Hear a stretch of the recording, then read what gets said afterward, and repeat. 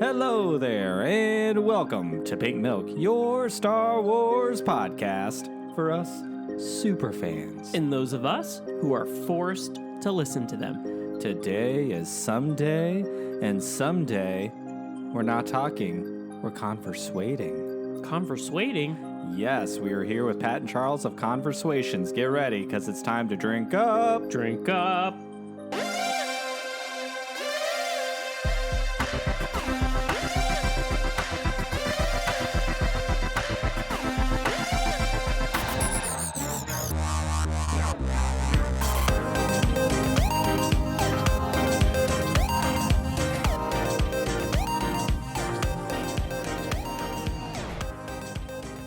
Hello there, Pop Pop. Hello there. How are you, sir? I am well. Thank you for having me. You're welcome. Thank you for being here. It's good to be here. It's always good to be here. It's good to be everywhere. It's good to be next to you. Excellent answer. I am Brian, and with me, as always, is my better half and your better host, Thomas. Hello.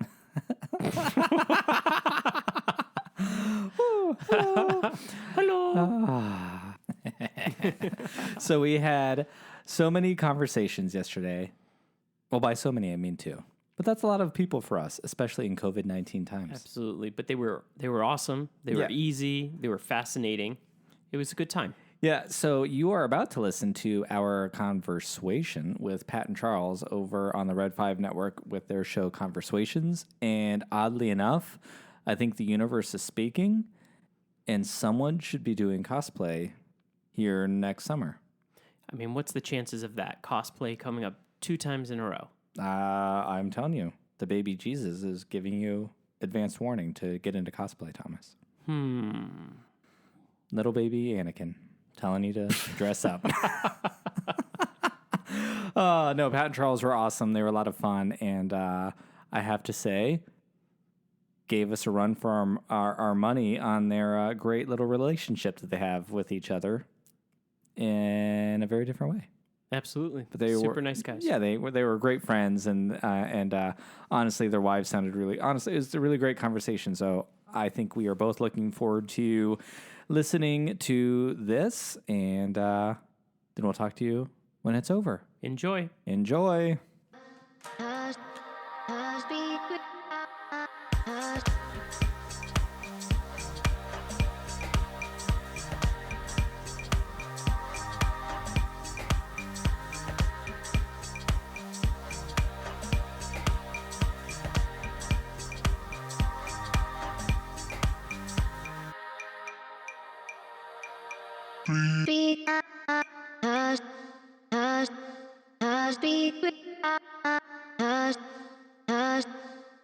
Here with Pat and Charles of converSWations, which I think I said it correctly because Lord knows I can't normally.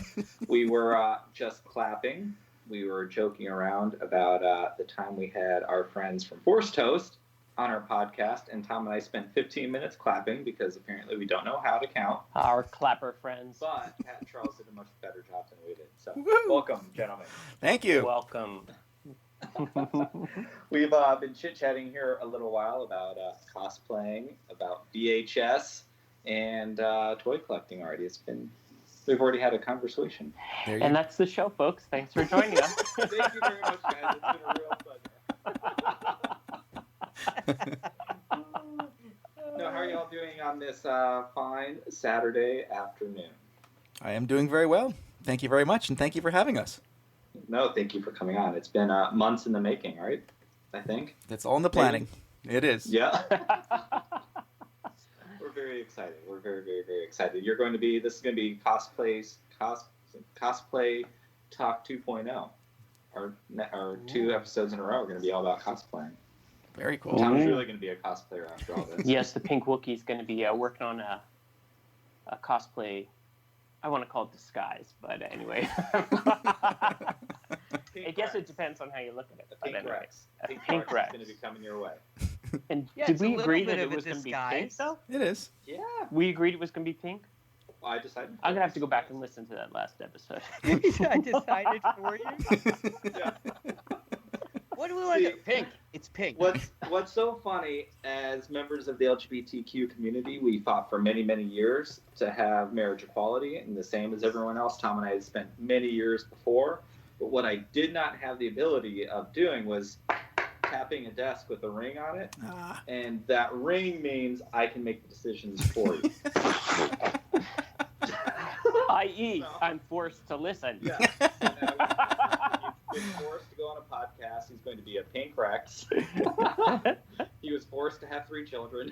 And he will be forced to do the housework when he gets off this podcast today. I'm not sure that's how the Force works. Well played. Oh, come on, big deal. There you go. Fantastic. All right. All right. Well, thank you guys. We're Yes, really thank you. excited. Thank you for. We have their shows just like ours, and it's just a lot of conversation. It's great. Yep. I like it. Great. I like it. So, guys, why don't you start us off by telling us how you met? Well, I'm not going to say it because I'm wrong. So. You're Oh, it's not kind of like wrong. my house. You're right when you say exactly what I tell you to say. There you go. I mean, it's obvious. I don't know how many times we've been over this. Yeah. Well, There's already I a guess theme I'll- to the podcast. There you go. I guess I'll use the the real history, not the revised history that Charles would have told you. Okay, so our wives are both nurses, and they met through nursing, oddly enough, and there was a holiday party around Christmas where the entire nursing unit, well, everybody that wasn't working, went out to dinner and with their spouses and such. So those two, having started at the same time, grew close. So they sat across from each other at the table. And then their spouses, of course, us, sat across from each other at the table. One, I would say, perfectly timed Star Wars reference, and then he was hooked. And so, with the way that our wives meshed and then the way that we meshed, we became fast friends. And It's a good we've first been date. friends. Yes. Star Wars was the perfect So icebreaker. We looked into each other's eyes. No, so we, had become friends for, what is it now, 10 years, 11 years? Yes. Yeah, That he's works. right Yes. on this one. Yes. So, That is the time. So it was a lot of getting together, hanging out. Then you guys stayed with us for a little while, and then I forced you to watch the Clone Wars, and then you're forever in my debt for that. And then they started doing the Star Wars stuff at Disney, and then it was, well, now we have to add that to the mix. Mm-hmm. And in all those trips to Disney to, take photographs with Darth Vader and be, chastised by stormtroopers for wearing, good guys t-shirts, we spent a lot of time talking. Mm-hmm. And I think this is a segue into the second question, Look at that. which, if you're up for it and you get them all right, I'll let you answer this one. No pressure. So Well, yes, Charles, do you yes. concur with that? Is that Is how y'all accurate. met? See what That's accurate. Yes, All right. that is completely accurate. What my problem was is I didn't remember the holiday party, which was probably 3 or 4 months before the first time Pat and Kelly came over to the house, which was my sort of first recollection, and that was the time that we, sort of continued that bond and everything. And I think that was also the first time that he noticed some oddly placed Star Trek paraphernalia that he didn't really know about because he hadn't been into our house yet. So that's where the education of Mr. Charles started, and the further indoctrination. See, can we all agree that nobody's perfect? Okay. Except So- for Thomas. There you Right. I mean, Yeah. yeah. I mean, there are. Few Thank you, cases everybody. that are. I have to agree. We have to agree. I mean, And y'all said it. I wasn't over here saying anything. I'm just agreeing, being a good host. I'm not going to say no to our guests, of course. But yeah, so I think Oh. I think Charles used Star Trek to court his wife. Was oddly successful. However, we kicked that nonsense to the curb and got him back on track. yeah, well, Good job. yeah, well, I'll just tell Bernie, my wife, that you're going to kick that Star Trek to the curb. No, There you go. No. This stays between us.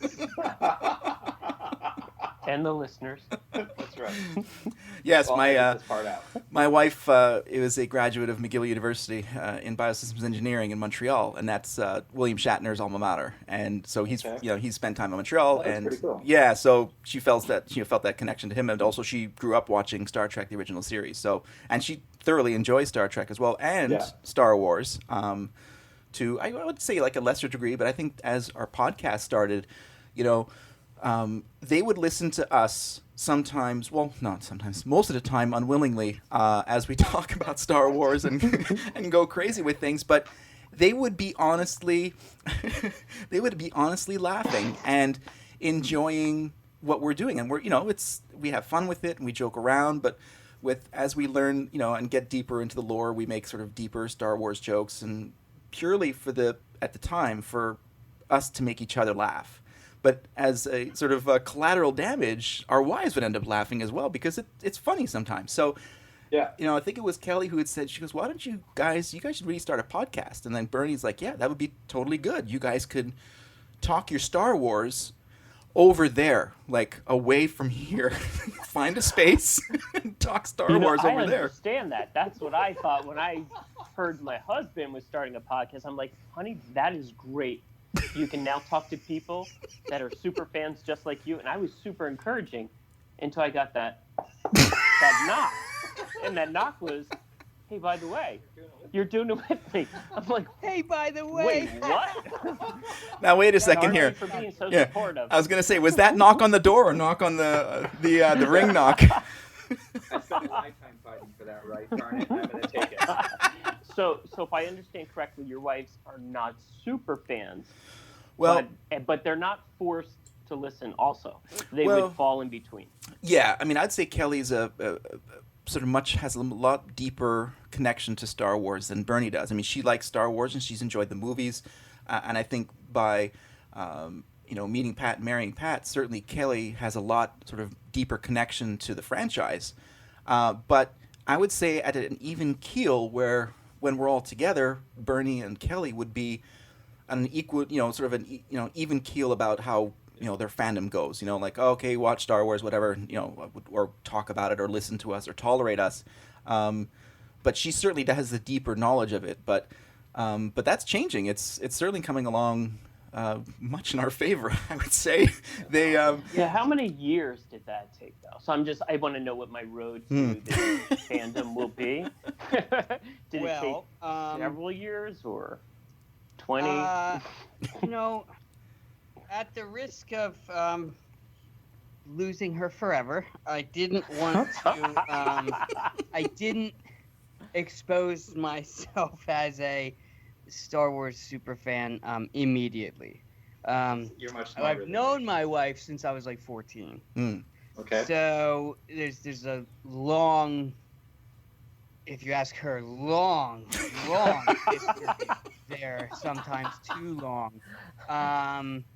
But it wasn't until she agreed to marry me that I was like, now I've got you, and I love Star Wars and dress up, and I'm super weird, and she was like, "Well, I already said yes, so I guess here we go." There's the ring. Yeah, there you go.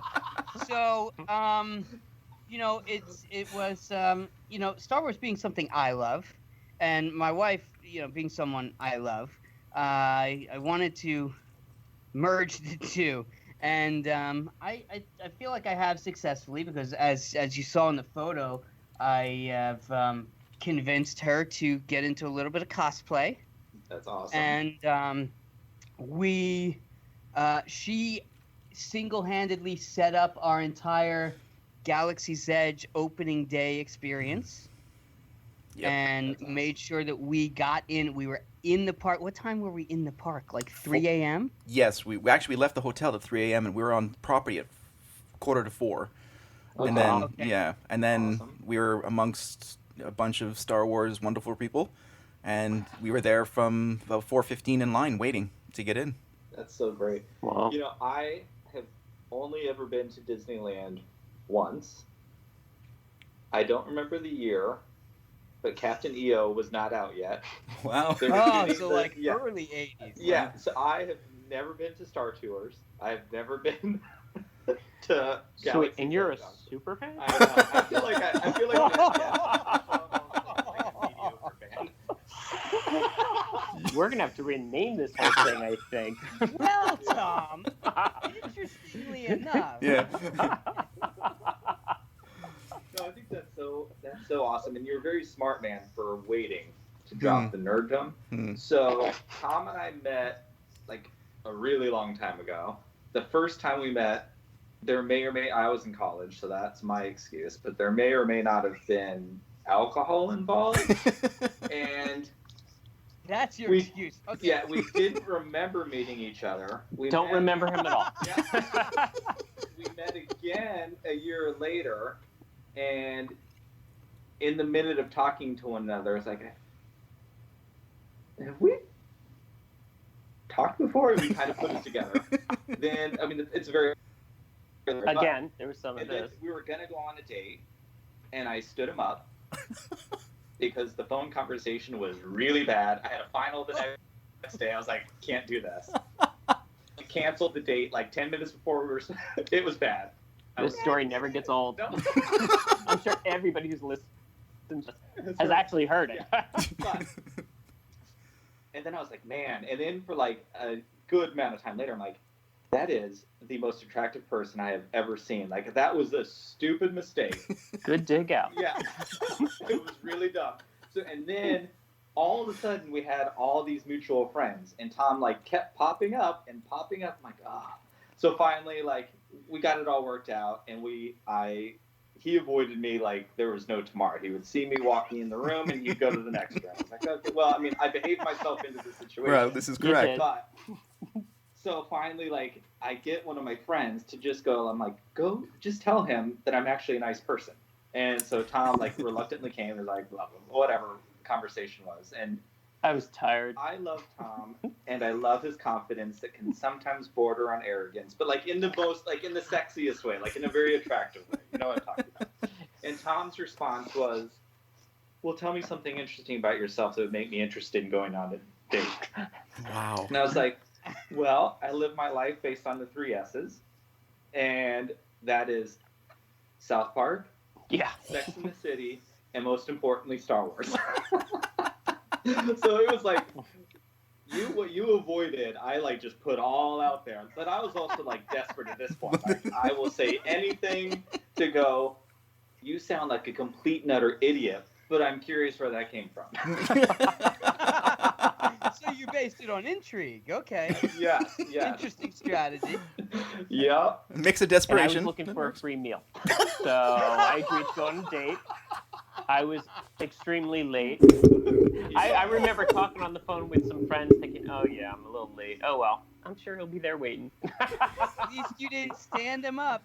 No. No. And I didn't pay for that meal either. Andy ordered the most expensive bottle of wine. That is not true, but it makes for a good story. So yes.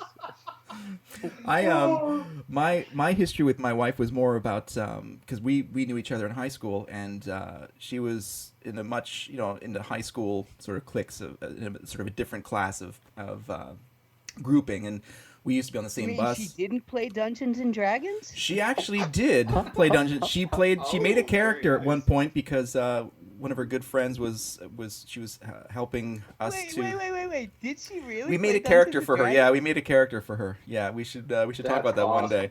And I didn't know that. Yeah, well, oh boy, there we go. I've created a monster again. I know it now. So, and my nerddom was already in there, so it was baked in from the start. And we went our separate ways after college, and then I saw her again at a bar.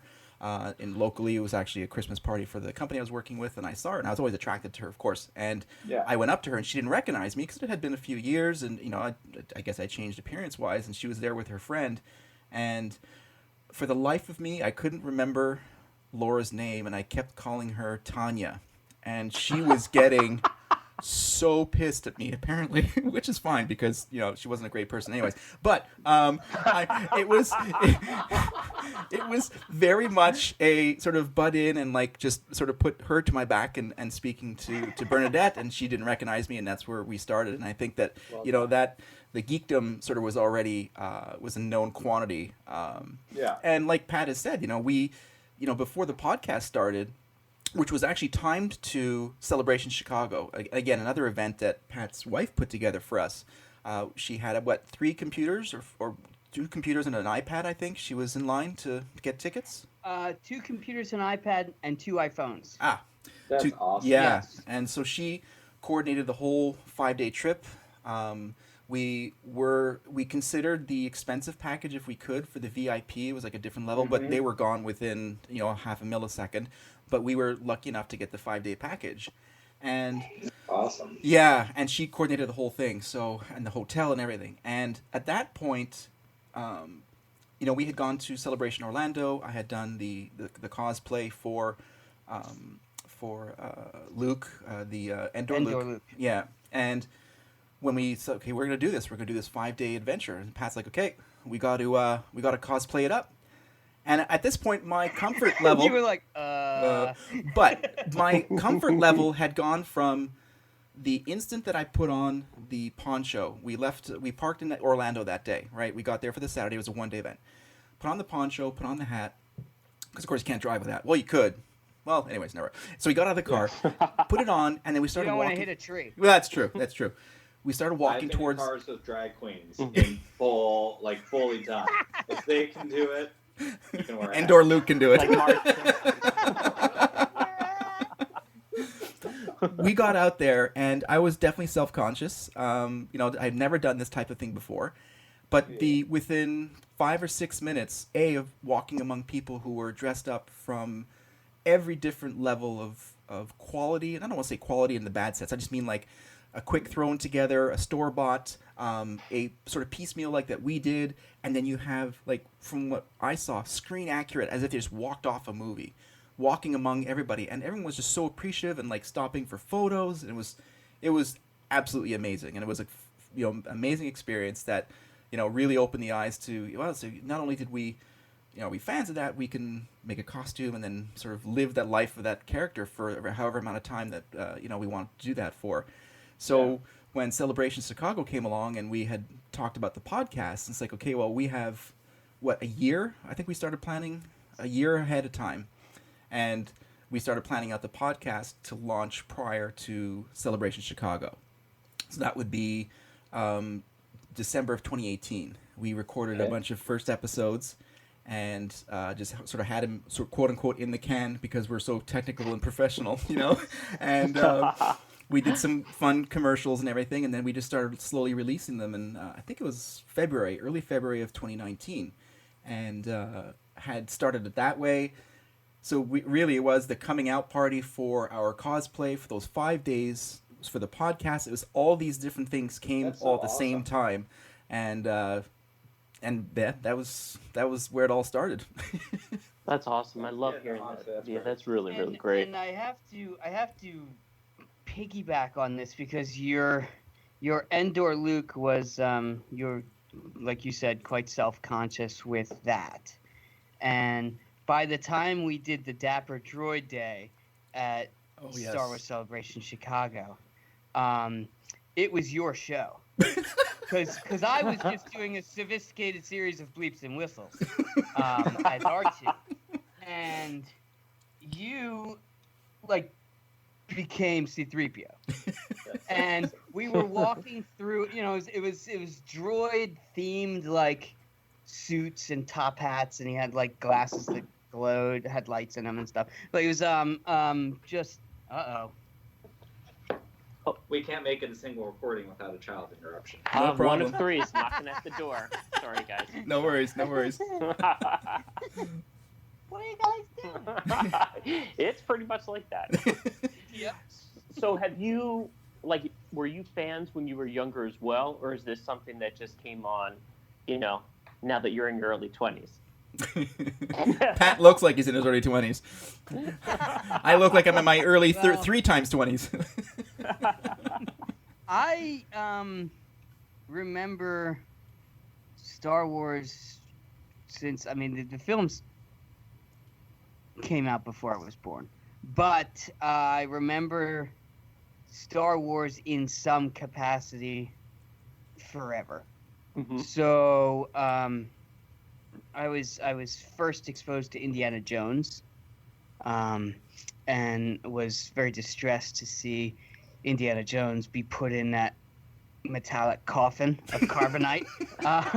That's my first real Star Wars memory, and it was traumatic for me because I'm like, how dare they do that to Dr. Jones? But then because it was just on TV, so then I was like, that's the guy that plays Indiana Jones, but it's a different character, obviously. So I then wanted to see that story, and I was younger than 5, so maybe like 3 or 4 when I first saw it, and then was captivated by it, and then I was a Star Wars fan. Awesome. How about you, Charles? Well, it's similar, and it's funny that, you know, I'm 13 years Pat's senior, so and I use that term senior very seriously. So he gets the discounts, he gets the early dinner, the whole bit. I'm gonna get it soon too. You guys are smart. I was born in '72, and when Star Wars came out, I was a bit too young. I vaguely remember sort of understanding what it was, but by the time Empire rolled around, my eldest sister, in all her coolness, arranged to bring me to a double showing at a drive-in in Canada. And the first run, it was a first run for Empire Strikes Back, and it was a newly branded A New Hope was the second feature. So I saw Empire the first time as well, which is, Pat and I only realized that maybe a couple of months ago that we had actually seen the same movie, that same time, 13 years separated, which was really kind of cool.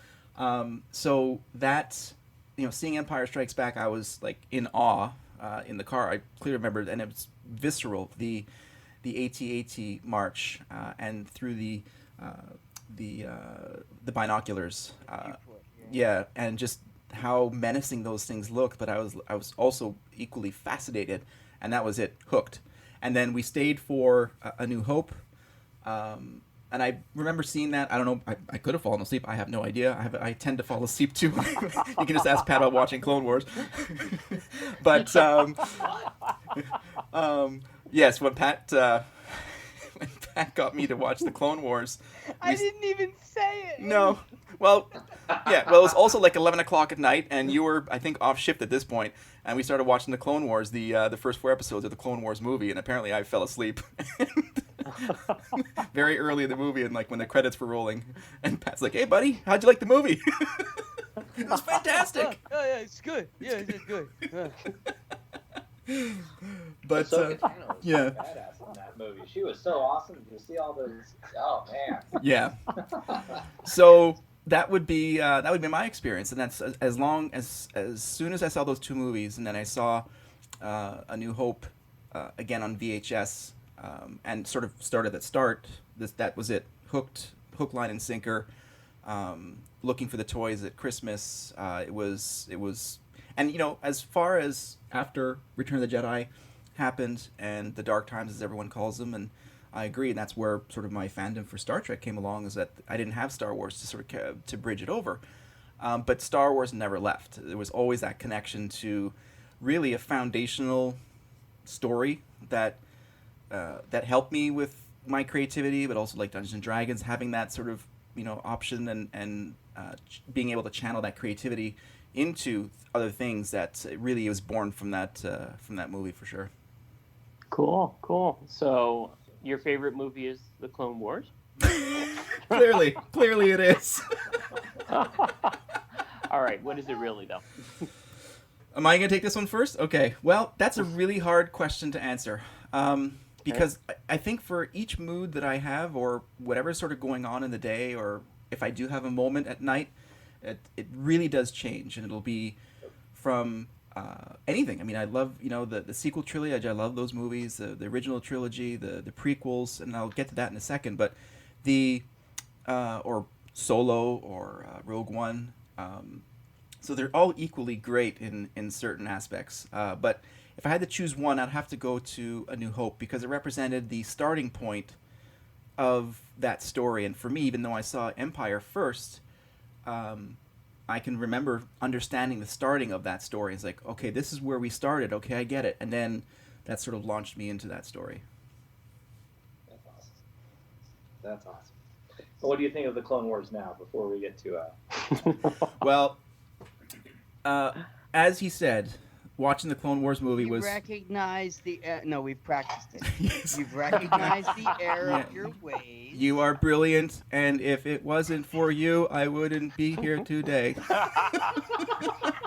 Wow, it's like I'm at home now. Did that come off authentic? Yes, very. So Stop making it look like you're reading it. So I was never a fan of the animation style of the Clone Wars. Okay. And when I saw, I took a young, like not a little brother, the Big Brothers Big Sisters organization. Yep. Well, I had like sort of a loose association with some family friends who was needing a sort of a father figure at the time, so I took him to go and see to Phantom Menace, and he liked Star Wars, but sort of casually. And I remember watching it, and I remember thinking to myself, "Wow, this is what Star Wars has become." Now, at the age and the time it was for me, that was just in a different wheelhouse. I didn't. Yep. It was just a different time, and so I wasn't a big fan of the Phantom Menace.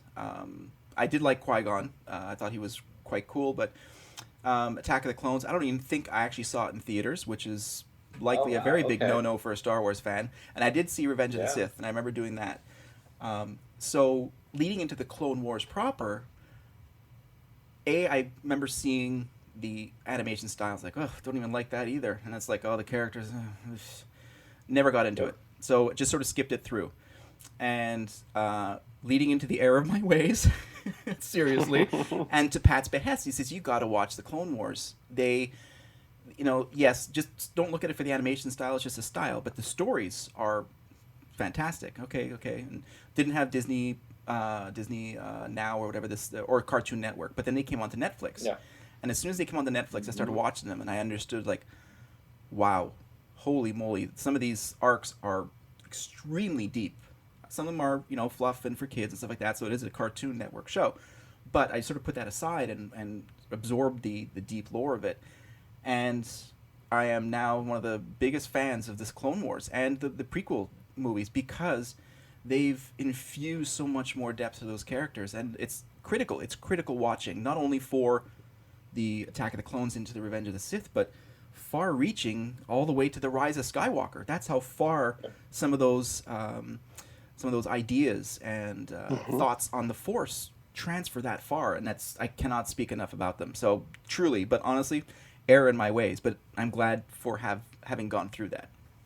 I am so glad that those things hit Netflix, because I was a massive Clone Wars fan from the onset. The movie was fun. Like, I'm not going to give it like some deep in, but it was a fun movie. I like to soak in the second. But you didn't fall asleep during it. Exactly. Yeah, that was Tom and I went and saw that. But for me personally now, I think Clone Wars is the foundation of all of Star Wars. Like, everything sits on the shoulders of Clone Wars, and I think I am a massive fan of Clone Wars. Very cool. It's forever the best. Forever the best. Yeah. All right. What about you, sir? What's your favorite movie? I think we're in agreement with a lot of things, Charles and I, and it also kind of depends on my mood which Star Wars film is my favorite at the time. Consistently, I like Empire and Jedi. I could always, well, I mean, when it comes to Star Wars, it's like, could I watch that? Absolutely. But you don't even know which one. Exactly. Just press play. Just put one in. So it's like all of them will do. But sometimes when I'm, winding down and throwing up the Disney Plus, it's like, well, let's kind of, see which one we want to see today. And I'd say consistently, Empire and Jedi are two that I will always be ready to watch. Love it. Love it. Now, did any of them yield a favorite character or anything like that? Well, I guess, with Brian's love of the Clone Wars, I'm gonna jump into Clone Wars for a quick sec, and I love Hondo Ohnaka so much. He's Very like nice. my favorite person of all time. In fact, the one day at Celebration Chicago we did, I cosplayed Hondo and Charles did Cad Bane, and he was brilliant in his silence, and well, I mean that's the character. Yes. But Hondo's very much not silent. So between the two of them, and it was really cool because everybody was like, "Oh, that's Hondo. Oh, that's Cad Bane," and it wasn't like we looked like them; we were them. That's And awesome. so people would come up and be like, "Hey, can we get a photo?" And I'd be like, "Of course you can have a photo." And it's like, you can have a photo, but what do I get in return? And of course, Charles just kind of there, being the broody Cad Bane, which was so great about his C-3PO later because he got to take the lead on that one. But so Hondo. The whole reason I want to do Hondo, which is very difficult cosplay, from the outfit pieces to the prosthetics, the facial prosthetics and everything. It was very difficult because of how complicated and complex it is. But I knew he's such a strong and interesting character that I knew I wanted to cosplay him. That's awesome. And so it was one of those things where it's like, is this going to take a lot of time, energy, and several instances of disappointment? Yes. However, will it be worth it? Absolutely. So, Awesome. so I did and pulled it off moderately successfully. So animation-wise, I love Hondo, and Jim Cummings' version was just, I mean, his voice acting was fantastic on that. So I have to split this up through animation with Hondo and live action. Man, I have to right now because it changes all the time. Yeah. But right now, I have to say Luke Skywalker. Nice. Way to go. Nice. Awesome. So, Excellent. Tom, you know who Luke Skywalker is? Hondo Ohnaka is the pirate. Do you remember when the arc that we watched when Asajj was Tom's like, what? Like, yeah. I'm like, hey, good for you. That sounds like a great character. I'm gonna have to look that up. Can you spell Hondo? Remember when Count Dooku Great, had buddy. to kill... And Charles, who's your favorite? Next. Remember when Asajj was captured and she stole that ship and killed all those people, and then the pirates, she was like, joined the pirate people, who ended up teaming with Savage and Maul? No. Okay, anyways, there we go. Oh, Pat, Hondo's that's great. right. Here we go. Here's Hondo right there. Oh, there you go. That dude. Remember him? Yeah, He's almost got like a tropical voice. I like do actually. Okay. All right, there we go. He's like, yeah. uh-huh. Uh-huh. So, Charles, who's your I favorite? bet you looked great. Charles, what's your favorite? Thanks for joining us, everybody. Hashtag season 5 episode, Mandalorian season 5, the gunslinger, also known as Cad Bane. I'm just putting it out there. Yes. It is not Boba Fett, it's Cad Bane. That's who's coming back. Just Yes. putting it out there. Cad Bane. Awesome. Charles. So, I would like to actually say that your performance was mildly successful, as Hondo was not strong enough. It was fantastic. The prosthetics were amazing.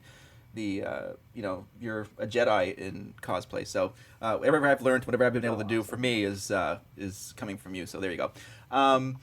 That's great. Fantastic choices, and I'll do the same. I'll do animated and I'll do live action. And when I first Empire, my first, I guess, love for a character was Han Solo. That's what he resonated with me the most. And that year at Halloween, I needed to dress.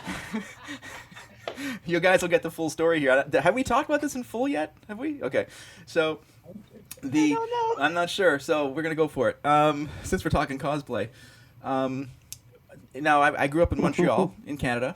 And there's 16 or 17 minutes of summer in Canada, and then it goes to winter. So I'll be chastised for that from several Canadian friends, but for the most part, it gets very cold. And so Halloween time comes around, and I wanted to cosplay as Han for Halloween. So I think I did my best with what I could do. There was no such thing as a Han Solo cosplay, not even like the old school early 80s like plastic, death trap plastic sheets and everything. So I put together a white collared shirt, I think dark colored jeans. I think I even put like the yellow stripes of some sort of tape or whatever. Yeah. And for the for his jacket, I needed a jacket that was good for the cold because it was cold. So I had to break character. So my sister, in all her smarts, she made me a sticker for my coat, identifying me as Han Solo, just in case for people, because I did exactly. You had a name tag. I had a name tag, and it was, I believe, "Je m'appelle Han," which like I am, like hi, I am, like one of those types of things. It was, Han Solo was written in a very nice font, and that's probably the earliest cosplay I can bring back. So he was my sort of first connection was Han Solo. Yeah. But as the movies have progressed, I would say live action, I think Qui-Gon really has resonated with me. Awesome. Yeah, I think that, his approach to the Force and how he worked and how he saw things and acted really sort of hit me as a person, especially also with, the books like Master and Apprentice, where it gives him some more depth in there. And, and as we saw in the Clone Wars and the Lost Missions and how he was basically the teacher for the rest of the Jedi for Force Ghosts and everything. So he had a big impact. So I liked him for sure. And yes, we actually cosplayed him at Celebration while Pat did his Obi-Wan. And I'd say animation would be Rex. Rex is he's my guy. Yeah. There's certainly a connection because I can pull him off physically right now. And yeah, and he's cool, and he's another example of a great character who has a very early introduction in the Clone Wars, and then we see him again in Rebels, and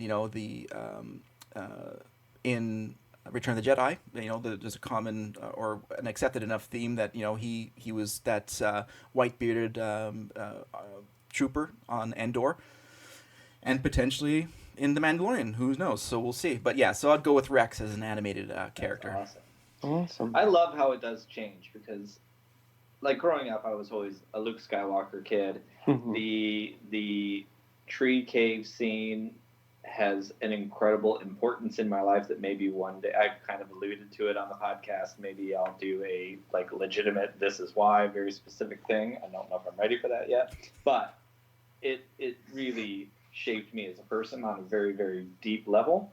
So I've always been Luke, and I remember when we first started the podcast, I was always like, I don't know, Ahsoka or Luke. But in doing the podcast over the last close to a year, Star Wars is always just, I've never had friends who are into Star Wars, not really. Like, it's always just been me in my head, and that was kind of it. You didn't have a husband who was in it? Please, you're very supportive, wonderful. But, like, it was just me. It was a very, not lonely, because that sounds so depressing, but it was just my thing. I didn't get to talk about it a lot outside of my own head. And obviously having the podcast and joining on Twitter, and now I've like found this community of people that here I am in my 40s, like get to have this experience, which is so awesome. And it was in that I realized that Ahsoka is like my absolute, she taught me, like, that character is so absolutely incredible. She is great. And I find myself to this, like, the moment when she leaves the Order and that last shot of what was the, like, I can't talk about it because I'll be completely messed up, but that is my ultimate Star Wars moment of any and all Star Wars, and I literally do not think I'm the same person I was before I watched that episode. And it just, like, it hit me on so many levels, and now being a father to, like, so it hit me, like, that way as, like, a Star Wars fan, and, like, I think I finally came to peace with, I was just having a Twitter conversation with someone this morning, actually, of, like, I understand the side of fandom that's very upset with Ben Solo not getting his time to shine in The Rise of Skywalker. And I was like, you know, I can relate to that. I don't necessarily see it that way, but I know where you're coming from because I grew up, I don't know a world without Star Wars. It's always been there. And when the prequel trilogy, we all had our ideas. The Jedi were these amazing heroes, and they were the knights in shining armor, and they were going to come in and save the day. And I know now, here we are 20 years later, the prequels went through a really rough time, and really, we can try to blame it on bad CGI and all this stuff that doesn't really matter. We were all devastated because the Jedi are not heroes. And to me, that is why people do not like them. They're cold. They're, you know, and people talk about the dialogue in the prequels and all that. And I've always felt like George Lucas is, like, amazing. And that dude knows how to make you feel something outside of dialogue. And that time was cold and starch. And you're not supposed to be comfortable watching those movies. Like, it is. Right. You're not supposed. So they are like perfect films as far as I'm concerned. They are perfect because they make you feel like you're supposed to feel.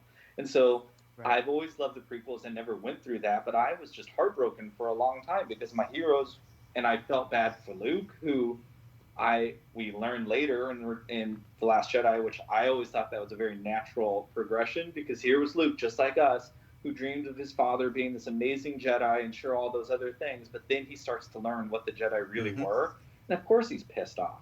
His father's Darth Vader. We never got time with what that realization would have done to a person. And then we find out that he looked up to the Jedi like a lot of people did, and they were these bad people. And it was like, so I get Ahsoka, who taught me how to let go of that in that moment with kindness. I thought about, as a queer person, and all the people who have left and done crappy things just because of who I was, and to learn to not hate them anymore. And then I think about, as now a father to, like, foster kids who we as parents, to me, Tom and I have worked very, very hard of, as much as nothing good brought them into our lives, right? They had to go through some really horrible things that most people can never dream of to get here. And I hope that they can look to them, and me as a parent, I can't look at their parents with any sort of judgment because they are still their biological parents. And we have to learn to understand this difference in that moment, like, has now taken on that layer because we didn't have children back then. It's like it is this moment that has just affected me on so many different levels. And that's what I love about Star Wars, is you bring yourself into it so much, and moments mean different things at different times of your life. And I've always felt that Star Wars comes when you need it. It's something new that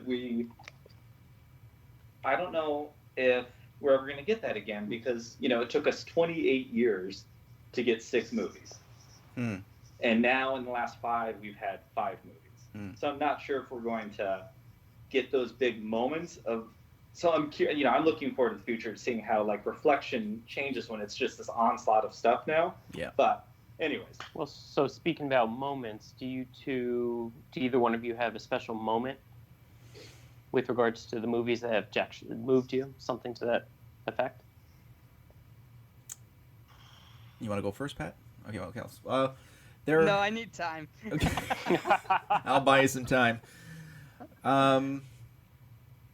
It's, I think what, like you were saying, Brian, was very, very intense and very true, is that I think many of the times moments will change for what the need is at the moment, what you're going through personally, right?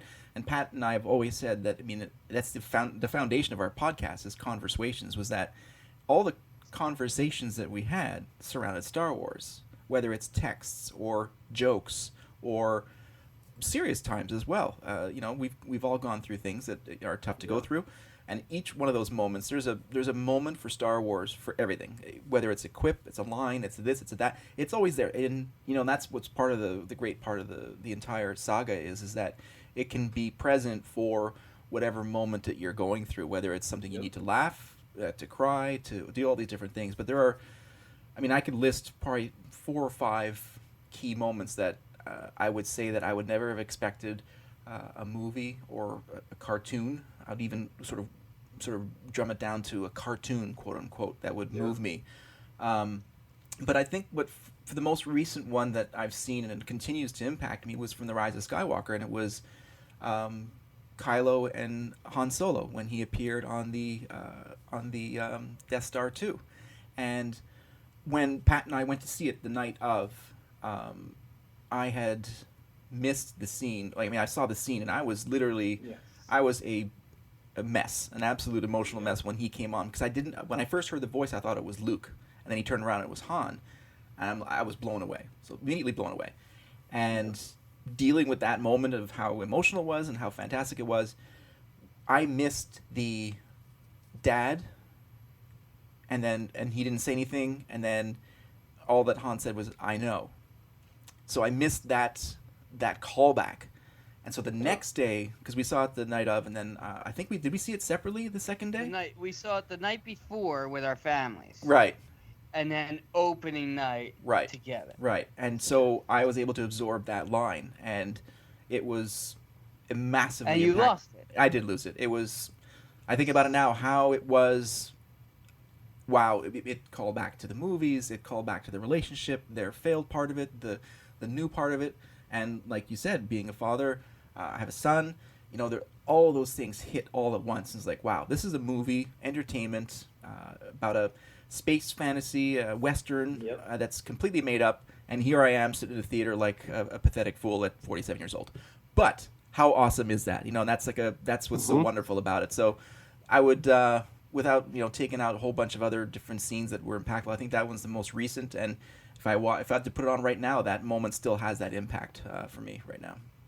We'll talk about how Star Wars moments can change as you grow and get older, and I think Star Wars is so much about our interaction with it as well, and in universe and out of universe. And you think about the Han Solo who said "I know" and what that meant then, and how he says it "I know" now. And just how time changed the context of that exact same line is so amazing. And, maybe I should have noticed it quicker, but I don't even think I picked up on the callback probably the first 2 or 3 times that I saw it, because I was just so gut punched at this father who says, "I know you love me, I know you're sorry, and it's okay." Like that is all I walked out with. And then I'm like, oh, wait a second. Yeah. Which makes it, just adds another layer. Like it is so good. And then, the I know, and then as he in Empire dropped down to the thing, we didn't know if he was coming back. Yeah. At the same time, we hear I know, and Leia drops down and disappears too. And it's just like, Yep. so good. Yeah. So good. What about you, sir? Well, Charles was supposed to say something not as captivating, so I was listening intently to what he said instead of Buying you time? the introspection I intended. So, oh man, I will tell you another story that I feel really strong about. Just kidding. read I the could ask you text, another Charles. question. So gosh, and Brian nailed it in terms of how different lines, different scenes mean different things at different points in our lives, or different ways that we're feeling. And something that is an emotional gut punch now may have less of an impact at a different time when you're feeling something different. Mm-hmm. And I think that the bonds that are formed, I have a brother that I grew up with, obviously, and we weren't super close growing up. Mm-hmm. And with time and distance, that has kind of strengthened exponentially. And the relationships you see in the films, that you saw in the films back in the early 2000s with the prequel trilogy, were very much like that. And, so you look at Obi-Wan and Anakin as essentially brothers, and it's good enough. And then you watch the Clone Wars, not to praise Dave Filoni, but I mean, we could all day long. But to see how they develop those two characters specifically, in addition to everything else that the Clone Wars has done, to see how that relationship deepens over time later on, kind of mimics my own relationship with my brother, where over time and life experiences and things have sort of strengthened that bond in on screen and in my life. So I think that resonates with me more now than the prequels alone. Tying in the Clone Wars episodes and that sort of bond that they have time to explore, on the small screen, was really at the same time that my bond with my brother was growing as well. In our 20s, so 20s to 30s. So it was an interesting time in Star Wars and in my life, and like all of us had said, at different points in life you have different feelings on things, and I think that was the perfect time for that to happen, for the depth of the on-screen relationship to really strengthen compared to in my own life. That's awesome. That is awesome. Wow. Thank you. I know that. Yeah, no, thank you. Didn't mean to. Yeah. That's awesome. Awesome. So stop it, guys. Let's talk about it. All right, I'll ask you an easy one now. It'll be my last one, I promise. Where do you feel, or where do you want Star Wars to go next? Oh, well, I'm gonna take the reins on this one first because I just talked about this with someone at work. I know Charles and I had talked about this. Additionally, this is an interesting situation for us to be in. On our show, we don't get into a whole lot of speculation. Mm-hmm. But this is your show, so guess what? Brian loves speculation. I do. So, I think so- it's part of the game. I love Rebels. Okay, I think we all have an appreciation for Mhm. Rebels. It's different from the Clone Wars in that it starts out with characters that we don't know. Yep. And immediately Dave Filoni and his creative team make you care about them. To the tune of one of the Disney Star Wars runs. My daughter and I always do the 5Ks. And Okay. so we dress up obviously because it's me. So the one year we did Kanan and Sabine. Oh my gosh. So Cool. actually, So she's got good. her helmet is up here somewhere, and Oh, I there think it is. I the see it. Kanan eyepiece is up here somewhere. Okay. Anyway, so you know these characters are so rich, and there's nothing to draw upon other than the writing and creative decision from the animation team. So I love those characters. That being said, I am very excited for the second season of The Mandalorian, and with Sabine being a Mandalorian, I'm excited for the opportunity. You know, there's been speculation that Ahsoka may be in season 2 of The Mandalorian, which I'm sure Brian is over the moon about seeing her in He live is. action. Tom's like, yep, I don't hear the end of it. But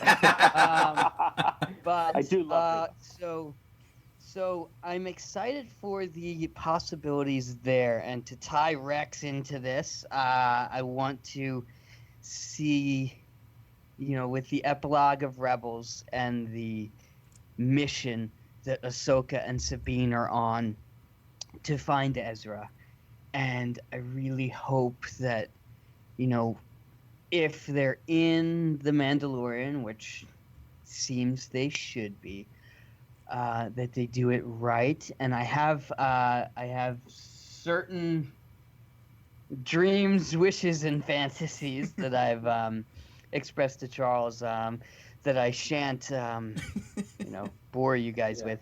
But I really hope that they do it right in the series, and just propel the story forward with these characters, kind of like Rebels did with, you know, they had these characters that were on this certain trajectory, and then you add in Fulcrum, you know, who you find out is Ahsoka. Yep. And then, you know, it just kind of adds in these characters and these concepts that you're already familiar with to this new storyline.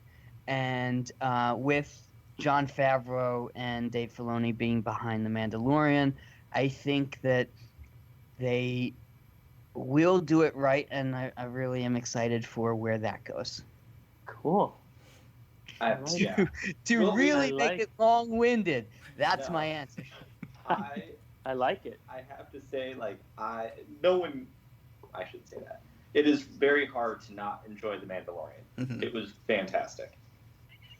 But I feel like I am more excited for The Mandalorian because I am a gigantic Dave Filoni fan. And I feel like because I am so, like I said, here I am an OT dude, but Clone Wars is like my favorite of all Star Wars. I love Rebels. And I feel like I understand how Dave Filoni works. And I understand the groundwork that is being laid. And sometimes I have my theories of what's going to happen or what I want from season 2, where I think it's going. And I feel like sometimes maybe I get too deep into the weeds and I'm like, but no, I know how Dave Filoni works. But There's no. a reason for all of this stuff where you can get deep into the weeds. And we'll probably do a podcast before it comes out, because I have a very different take, I think, and very different read of Mandalorian than a lot of people do, from what I've heard. But yeah, like Tom has no idea what you're talking about. He's never seen Rebels. We haven't gotten there yet. And he did really like Clone Wars. Like, we did a recap before Mandalorian started. Because again, He's I'm like, trying. yeah. He's trying. Well, we watched Clone Wars for the podcast. We did a bunch of episodes in the lead up to the Mandalorian. He was like, "Oh, this is good." And then we obviously watched season 7 that just came out, and Tom's like, "Oh, I think I understand where it was such a blubbering mess every time Ahsoka came." Oh my God, was he ever? Holy cow! My do God, was understand. he ever? Yeah. Oh my God! I am like, our son Jack, who's the oldest, is always like, we were watching Clone Wars, and it was that final episode, and Jack's like, looks at me, he's like, "Great, is it gonna be one of those episodes?" One of those Fair enough. episodes. Like, oh God. All right. How about you, sir? I would say that I'm looking forward to it all. I mean, it's Star Wars. I'm sure I'll enjoy it for what it's going to be. Even the High Republic, where maybe they're going back in time, maybe, and exploring a new era. And I think that break would be good for everybody. I think that there's a lot of unfortunate stories and opinions, and not unfortunate opinions, but I mean, but different opinions that have divided a lot of people about the sequel trilogy and where it ended up. And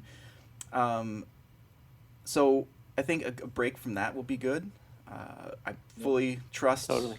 Dave Filoni and Favreau, what they've done with The Mandalorian and how that's come out, and brings high hopes for the Cassian series that they're talking about, and Obi-Wan, and it seems like a really great new era coming, and maybe it is all small screen Disney Plus stuff. And hey, if they can get away with more in-depth stories and with more character building than you can with a 2.5-hour movie that you have these constraints to do, well, then so be it, if that helps with the stories. Yep. So looking forward to all those pieces.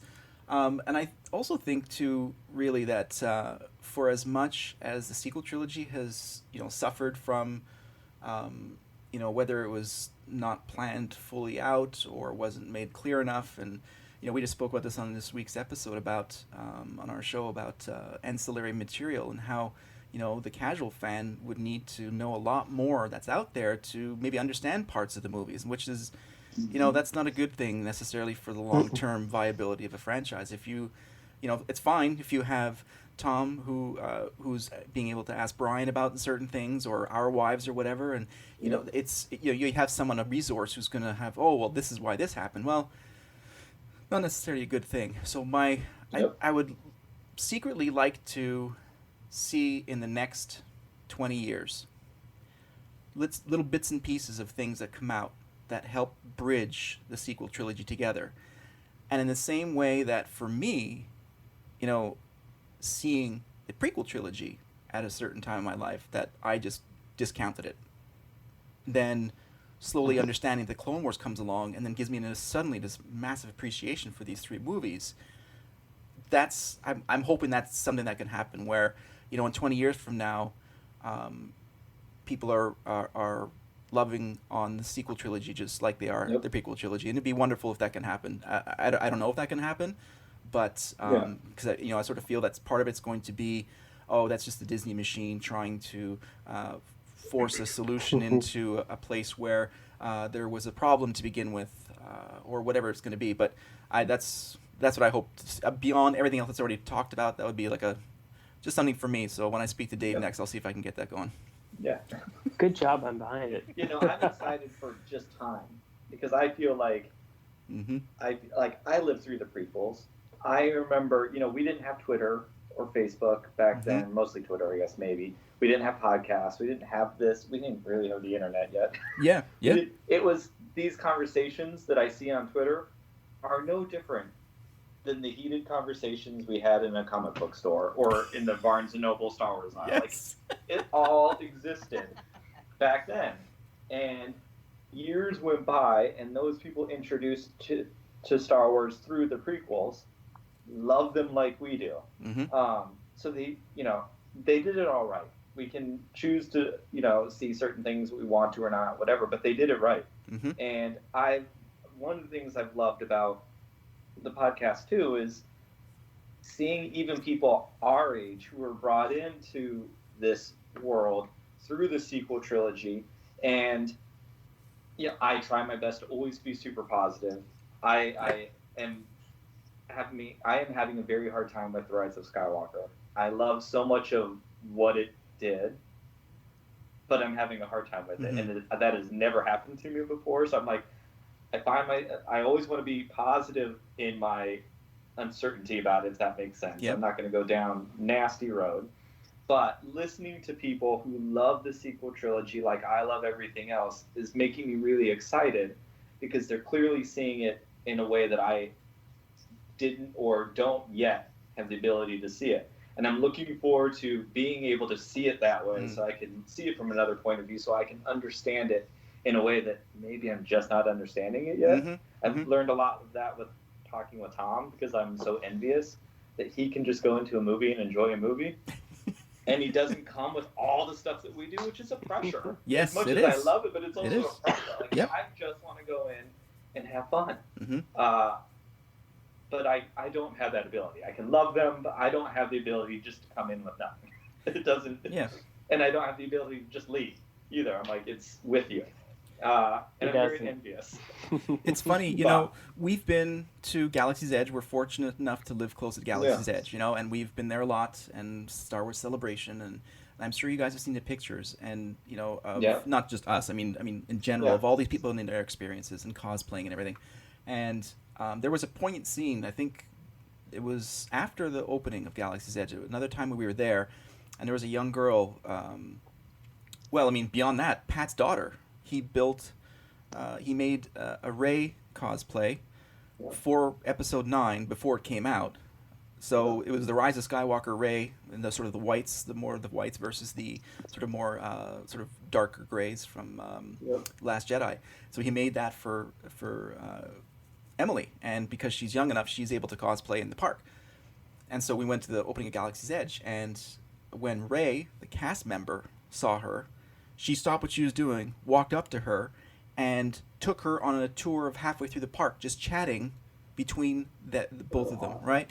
And so they're having this moment, and people beyond us with our mouths agape and scrambling for phones to get video and everything, like the idiot fathers, other people were standing around looking and taking pictures and everything. So it was a wonderful moment. But what I think a lot of people need to also think about, too, is that there's a generation of kids who are growing up who only know the sequel trilogy and only know The Mandalorian. And there's a picture of I saw it was on one of the blogs from Disney, and the girl looked no more than 3, and she was in like a Rey, and her hair was up like a little bit of the buns, and she's hugging Rey. And so those young generation today who are learning to love Star Wars through the sequel trilogy, rewind that 20 years ago for The Phantom Menace, and those people say, you know what, you may not like my trilogy, but guess what, I love my trilogy, and I'm going to choose to see it this way. So that's where hopefully some of that will sort of move us into a better place where we can all sort of have civil conversations about it and have minute, detailed podcasts about certain details, but not. There you go. Yeah, no, 100%. I am very excited for that. So before we say goodbye, y'all had a question for us, correct? Yes, Pat. You wrote the question, so why don't you ask it? Oh man. What was the question? Which one was it? Was it the lunch one? Yes, the lunch one. It's the lunch one? Yep. Yeah. Okay. All right. Well, I'm going to let Tom go. So, who would you want to go to lunch with, right? yeah, out of anyone associated with Star Wars, whether it's a character, an actor, a creator, anyone even loosely associated with the franchise, who would it be, and what would you hope to talk about? I'm going to go with Kylo Ren. Not Ben, not Adam Driver. Kylo Ren. I would... Hopefully make it out alive. No, I think we'd be good friends. No, I like him. I like him because Kylo Ren is a to me, he's a split personality kind of guy. He's got two faces that he wears. You know, one's the mask and one's the non-mask. And I have always seen him as very separate than Kylo Ren. Even when he emerged at the end of the movie and died and kissed the girl and all that kind of good stuff. But yeah, I think I find him to be a pretty fascinating character. I think there's the core of good and there's the face of bad. But the face of bad was something that was just created by somebody else and was never really him in a way. So I find that fascinating. So that's my answer. That's my final answer. Fantastic. Mine will be no surprise, I'm sure, to anyone who regularly listens to us or has even just listened to this podcast. Can we get? But I would love to go to lunch with Dave Filoni, because Dave Filoni is now, again, my Star Wars, especially in this new era that we're heading. I would love to have the conversation of Dave Filoni of how do you take something that was not yours, honor it, and move it forward. Because that, I just think what he did with Clone Wars moved Star Wars forward. And yes, George had a lot to do with it. I understand that, but I think Dave Filoni is the magic sauce. Ahsoka Tano is his anyways, and she's like, again, I think the bridge. I think Ahsoka Tano is the future of Star Wars. I think she's the perfect bridge to blend so many people together. Not only because she's still a relatively unknown character, she is someone who fought through the trenches of the what do they call it, the fandom menace, and she fought her way into popularity. But she did it without anger. She did it with anyway. I will go on about this character because I love her so much. But she is still relatively new enough. But we all wanted Rey to be something new for the franchise. Well, Ahsoka is already something new. She is not a Jedi. She makes it very clear. She doubled down on it when that a-hole Mace Windu tried to talk to her like she was some stupid civilian. She put him in his place again. And now we have White Ahsoka, whatever's going on with post-World Between Worlds Ahsoka.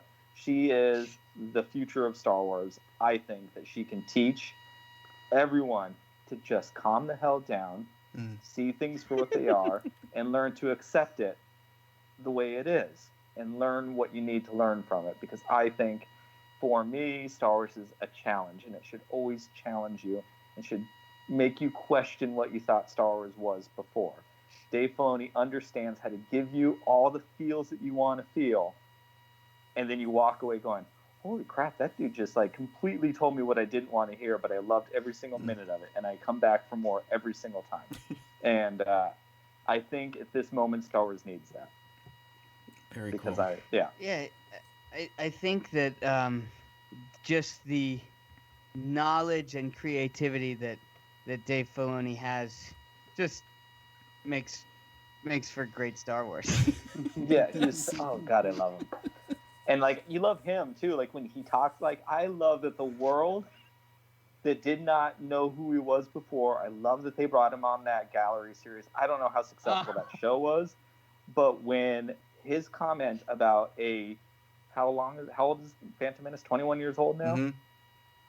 Yep. Put Phantom Menace back on YouTube and podcast #1 trending things again, because he's like, this is why Qui-Gon's great. Yeah. Boom. And he's laid it all out there, and all I just thought he was a cool looking devil. That's all. No, we learned so much, and because he is just snarky enough, like George Lucas, who is still he's a 70s, 60s, and 70s guy with his middle finger up to everybody. That's who he is. That was the era. It's what we love about him. Dave Filoni is still kind of like that, and to me, I hear all this stuff on Twitter, people saying that The Rise of Skywalker is a failure because it just placated all this, and I'm like, my answer, regardless if I have my own personal feelings about it, I don't think that's the case, because I believe in Star Wars, and Star Wars at its heart has its middle finger up at everybody who tells it what to do. And but in a really great way. Yeah. They're like, no, I know you wanted the Jedi to be ways. heroes, but they're not. Yeah. This is actually what they are, and your idea of what a hero should be is actually kind of wrong. Mm. And I'm going to give you 3 movies to explain why what you think is great is not great. Right. Right, and you interpret And it the now way we you have want. Ahsoka Exactly. to show us the way. Now we have Ahsoka. There we go. And that's Anyways, just great Star Wars. That It is sure just is. great Star Wars. it sure is. Awesome. Well, thank you very much, guys. We had Yes, a really, thank you. really, really wonderful time. We had a fantastic time as well. It was great to talk to you and to find out about more of you guys, and also just some of the great questions that you had. When I texted those to Pat and we were talking about them, it's like, wow, these are some really thought-provoking questions. So that was Thank a you. lot of fun. Thank you. I would like to. I would like to think. I would like to think that you all don't do it either. You don't go over a ton of news and a ton of rumors and like No. it's not. I like to have I like to talk Star Wars, Yeah. and I love again how many layers to Star Wars there is, and I am like the emotional, like, get me, why does it hit you in the feels the way it does, and I love that we're able to talk about these things, and thank you to people like you for like sharing on that level, because it's kind of a vulnerable thing to do, but I think it's one of the things that makes Star Wars great, and that's what we always try to do on this podcast, is punch you in the feels when you leave There and you give you go. the We appreciate you. Well, we appreciate No, you thank guys you. as well. Thank you very much. It was a great time. awesome. Absolutely. All right. Well, thank you. And do you want to give a shout out to your podcast, your socials, where we can our listeners can find you? Sure. And probably stop listening to us because y'all are better at this than we are. Well, our mothership is converSWations.com, our website. We have all of our Hanjinks and Luke foolery up there, whether it's Black Series figures or cosplay or just our watch list, whatever you want. We keep that as, well, quasi-updated as much as we can when we have time. But you can also find us on Twitter at Swations, and on Facebook at facebook.com/converSWations. And we're also recently on Instagram at Instagram/converSWations. We're there. And we also have a Spreadshirt Shop. One of our earliest playthings that we used to do before anything podcast was even on the radar is we would make T-shirts. Used to have a sort of a silk screening machine. So we would come up with concepts for T-shirts and print them ourselves and make one-offs or Awesome. two-offs. And Yeah.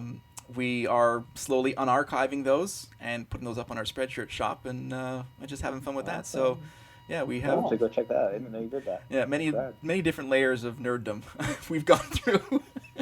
But it's check it out. We Yep. need some new shirts. well, 100%, there you that's go. awesome. There you go. Yeah, there's And Tom could also- use some new shirts. Or a shirt, right? Make sure if you're not following these guys already at converSWation or Swations, sorry, right? yes on Twitter. SW Yeah. Nations. Yeah. Mhm.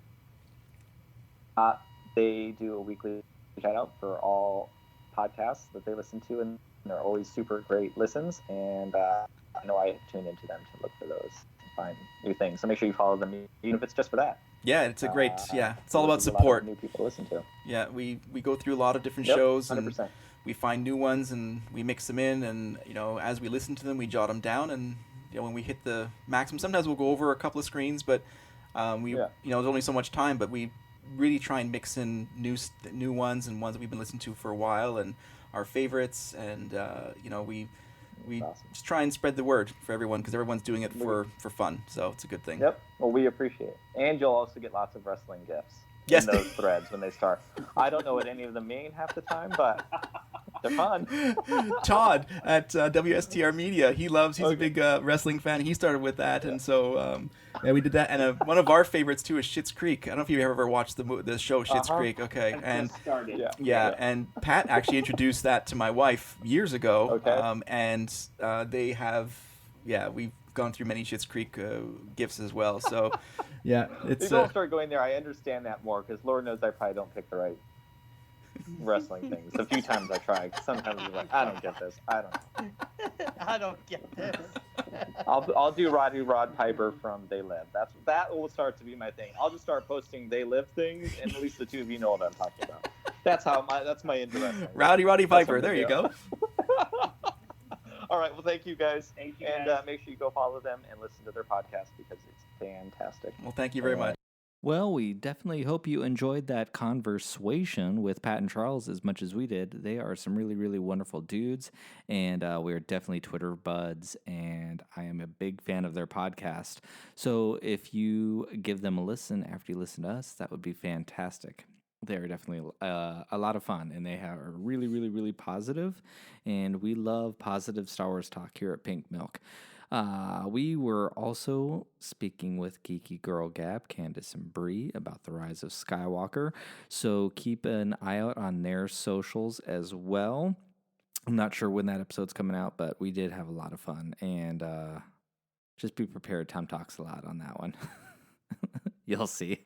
Don't forget to follow us at pinkmilkhaus. That's pinkmilkhaus, Haus, on Instagram and Twitter. You can see us at pinkmilk.site. And don't forget, if you listen to us on Apple Podcasts, please, please, please write and review.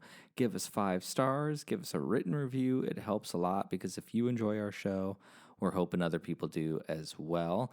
The next few weeks, we have some fun guests coming up. So, it's been a big time here for the Pink Milk podcast ever since Pride Month. And we appreciate all of you for enjoying the show, talking to us, supporting us, all of those things, and talking to us about your friends. So don't forget to share, subscribe, do all the things you need to do to get Pink Milk in other people's ears. All right, until next time, thank you very much and drink up.